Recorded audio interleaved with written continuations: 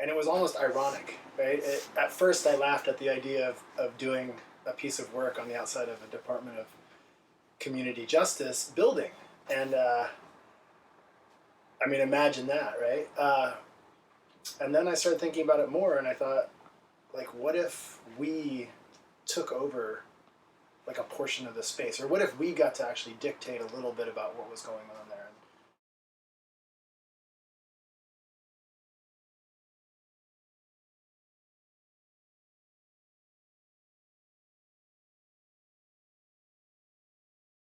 When the first call for artists came, what I heard about was this mural for the outside of the DCJ building. The call was for a mural on the outside of a building that, while I could do as an artist, isn't what I do.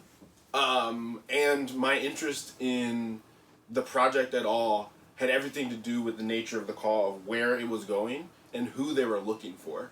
You know, BIPOC, formerly incarcerated peoples, please apply. And so we applied. And we didn't get it. But I mean, I think that is a really interesting part of the story, because we interviewed and we kind of shared a little bit like we are now, though again, we were trying to talk about some of the things that we were talking about. Without fitting into like their yeah, it was like, how does this become a mural? Yeah. You know? And the answer was, maybe it doesn't. To me, Gallery Blue is about honoring the time spent in like positive endeavors behind bars. Like somebody saying, there may not be any program here for me, but I have my own program. And my program is to develop this skill. And when somebody does develop that skill and has something to say with it, like why not honor that? And why not see that person and be like, yup, I want that. But essentially now it is 17 frames. Pending. 17 frames that we are able to show the work of currently and formerly incarcerated artists as a gallery in the space. But also thinking about the gallery as a museum, or the Department of Justice Center, community justice, parole, probation facility, in a lot of different facets. What it means to use that footprint for something else also. For me, if I were to say what Gallery Blue is, and if I were to say it in the most strong language, it's a usurpation of this space. But it's also complementary to the space, and it is our attempt to start a conversation, change the conversation, and to change the entire environment of that place. Everything about it had to be different. Every logistic that shaped how it fit into the space and what we were doing and why and what we were motivated by. And I think what Gallery Blue is maybe better, probably, for everyone. And so Gallery Blue has a permanent collection. It has these 17 frames, and each of the frames is the artwork of someone else who also is within the concept of Gallery Blue's primary curation mission. And through this process are able to kind of divvy up this plot of space we've been given access to, and provide to the furthest reaches of which would never have access to a gallery, to finances for commissioning the creation of new work. And, you know, they're in many instances, if they're behind bars, they're really coordinating through the phone how this is happening.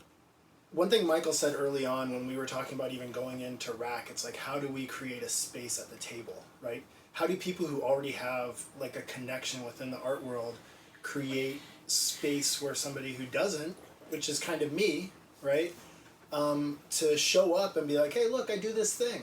Like even grant writing, like to fill out some of that grant stuff online is a nightmare. I don't have a good CV. Like I didn't go through a master's in art. I don't have some of those tools where I just plug it in.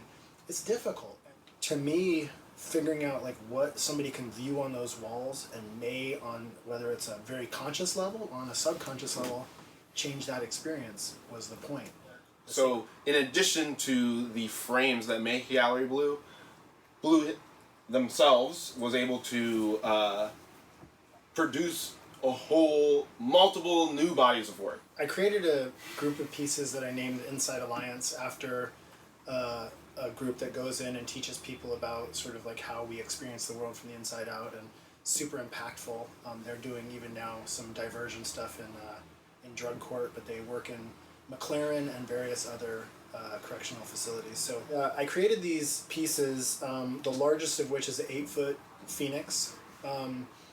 There are 6 of them, and each one is Baltic birch cut out to shape, acrylic paint, and mixed media. The mixed media includes pages from books that were either written about or by wrongfully convicted people. And this is an issue that is really important to me. It's something I'm intimately familiar with and is much larger than me at the same time. And I think the breadth of those works encompasses people who have had that experience and transcended it in beautiful ways, and others who, even through, like Steve Biko, even through his death, has been like a voice, and of course his life as well. And these are just a few stories that are the tip of the iceberg for so many more. But I cut and pasted and sat with these pieces for a long time, and created some really, I think, some neat stuff, coated in resin. So the Phoenix is the largest of the pieces. I had to cut out 3 pieces of plywood to actually make it, so it's quite large. It goes all the way from the floor to the ceiling, and has a large span, over 8 feet. And in that piece, I used the pages from Brian Stevenson's book, and he is a lawyer who has gotten over 40 people off death row. So I pasted them in there, and they're in the parole and probation office, and all these things are in the parole and probation office, and people are going to walk by, and some of them are going to be parole officers, and they're going to see it, and they're going to feel it, and maybe it's going to make sense to them, and maybe it isn't, and maybe it's going to matter, and maybe it isn't, but it's there, and it's real, and it's like a commentary, and it is energetically subversive, but it's also beautiful, I think, and that's the idea, is to have that conversation, and sometimes even just influence on a subconscious level. So the sacred geometry became important to me in terms of my larger sort of concept of life. But sacred geometry is kind of about this like underlying plan, right? It's like this underlying design, this thing that just is, it exists, and you can't see it every day. You don't look at a nautilus and know that it's like this Fibonacci series. You don't see all of it. Maybe every once in a while a snowflake or something, but I created these pieces to give a person who is in the midst of their experience of life that looks like it has no plan, that looks like it has no design, that looks like, what is happening to me? Where am I going? What am I doing? Like maybe just they walk by that and they have like this feeling like, wait a second. And 2 of the sacred geometry pieces I left unfinished. And I haven't seen anybody do that, so I'm kind of proud of that choice. But within that, my idea was that even if you know there's a plan, like a lot of people, because of faith or other things, they say to themselves, I get it, there's a plan for me. But along with that is like, I have no idea what it is, right? So leaving those unfinished was like, all right, there's something about this, you know? And so that was the sort of impetus behind that, is that there is a plan, you may not know what it is, it may not even be clear to you, but it's going to work itself out. One of the things that we've joked about is we could have gone in there in 2 weeks and painted a mural down one hall, and probably Rack and the DCJ would be like, hey, all right. And then they would have made frames and put stuff in the frames, and we would have been gone, and we'd take our 15 grand and be like, all right, let's go have a party, you know, let's do a thing, right? Well, we chose not to do that, and partly our choice was to influence as many different portions of that building as possible. Like, how do we get work everywhere? They have these meeting rooms, which are the places where the people on parole will actually meet with the parole officers, and we just thought we need to get in there, and how do we do that? So we decided to take the large Insight Alliance pieces, these kind of like avatars with the wrongfully convicted human beings' words in them.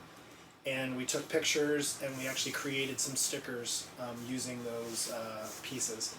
So we created 8 stickers. They're kind of unified by the format of them, and you'll see in the pictures that they all have kind of like this circle around them with some of my brush strokes incorporated. And then Michael and I went in there and put up giant, 30-inch stickers, our first time ever doing that. A lot of these things were firsts. So yeah, we just wanted to have an influence even in that space. So when you're meeting with that parole officer, right there on the wall, there's this thing that has this connection to the overall feel, but also this connection to something else that's going on. In addition to the permanent collection, we made these frames out of reclaimed wood from a local church on MLK. We finished only 3 sides of this wood, and so the original patina for these frames would be, present, commanding, and juxtaposed with the work, right? Which is each individual artist's original thought, idea, expression, another person like Blue, like myself, being represented. What's it mean to like empower like an artist totally? Like, or what's it mean to like give over that control like to us, like really who are disempowered in many ways, right? Like, so how do you take people who are marginalized and give them this power? And those frames, the things that Michael talked about us preserving, these imperfections, the way that they've been beat up, the way that they've gone through stuff, these are not the things that make them undesirable. They're the things that make them beautiful. And that's the idea, is that the frame even embodies the individuals who we're supporting, is that you can go through stuff, you can get beat up by life, you can have these scars and holes and things that somebody looks, oh, that doesn't look finished. Well, they're beautiful. They're undeniably beautiful. When somebody looks at these frames now with the work in them, they're like a standalone, for me, piece of art. One of the artists that is represented, M. Lawrence, really when I was learning to work with colored pencils, this was like my teacher. Like, he worked with me as an artist in acrylic paints and in colored pencil work, which I became, pretty accomplished with. And when I approached him about being a part of this project, he'd been out of prison under a year, but still quite a while, 6 or 8 months. And he had said that he didn't have time for art. This guy's an artist. This guy's incredible, and if you see his work in the DCJ, it's brilliant. And I think that's also this idea that we're kind of trying to support. I've heard people coming out of the criminal justice system who spent hours and years perfecting artistic sort of abilities, and then they get out and they work a minimum wage job, and they do something that's not fulfilling and not representative of who they are as a human being and as a person and part of their self-expression. So to have him in there and for him to actually create this piece, it's a big deal. Like, there's no reason why that guy shouldn't be making art. When I started going into prisons, I became committed to that frontier of the human struggle.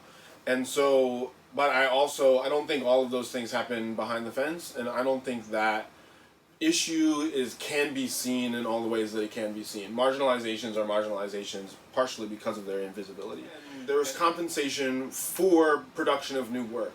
But also one of the things that we didn't want to do is just get work and frame it. We wanted them to produce new work. Like, part of it was the challenge. Like, part of it was putting a carrot in which they could chase, but it was all carrot, and they could bite it if they were hungry for it, you know what I mean? And some guys didn't make it. Some guys really struggled to get through, and some are no longer with us. It was a poem, actually, and so we are able to fill a frame with this person's work. He overdosed before we even had frames on the wall, and this is not an unfamiliar issue. In this instance, tending to this looks like being an artist, producing opportunities for artists, and making sure that there's resources for them to do this.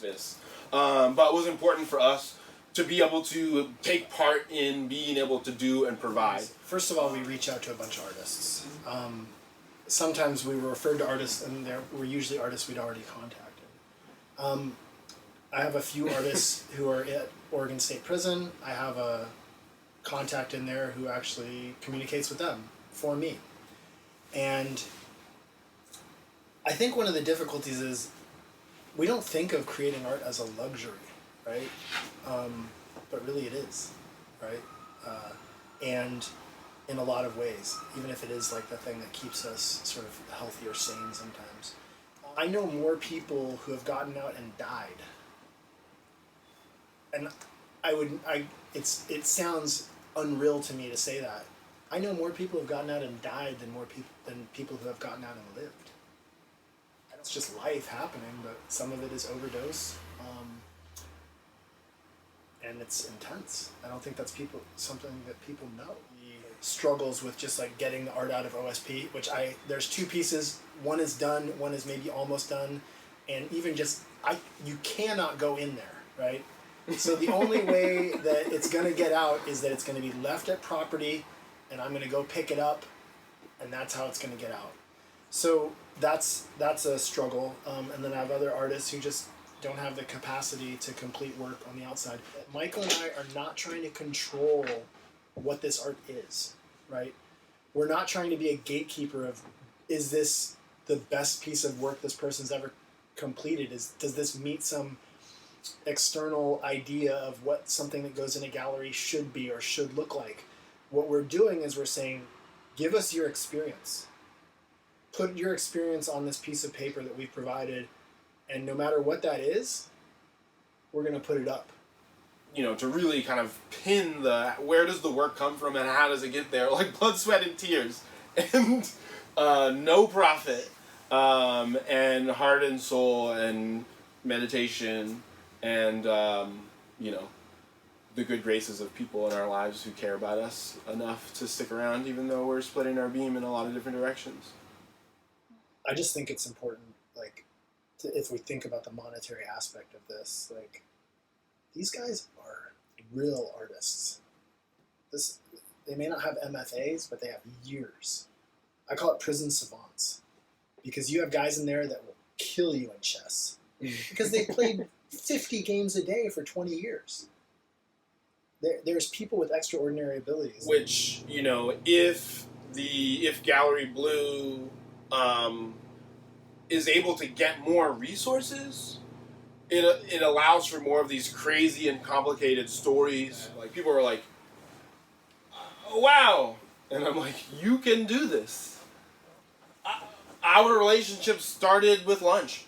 And we just kept having lunch. And people might see us and say, those guys are extraordinary. And it's like, you too can be extraordinary. This is us. Unassured. We have created a platform in which someone who's incarcerated, maybe for some sentence that will outlast them, but they are nurturing a skill that they are trading master artworks for shots of coffee and a birthday card for their son. People coming out can be seen in a way, and that may not be a reflection of who they really are. But I think that's sort of what I would want on two levels. One is for people to see that these are extraordinary people, that the system is doing harm.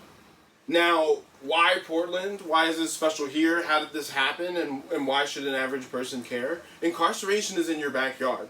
This issue affects literally everyone in this country and outside of this world. It's an inhumane practice.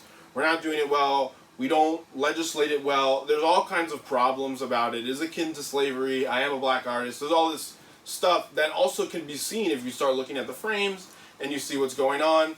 You can walk in to Gallery Blue and get that. Portland wants to welcome people back. That's who we are. But the system in Oregon is not as progressive as we'd like to believe. But let me be clear, I do intend to be threatening to the system, because the system itself is not helping. Portland believes in this stuff, but people don't always know about it. If there was an iceberg and the top of it was being able to see an artwork, the bottom of it is a bunch of people hopefully getting free or being held within the community.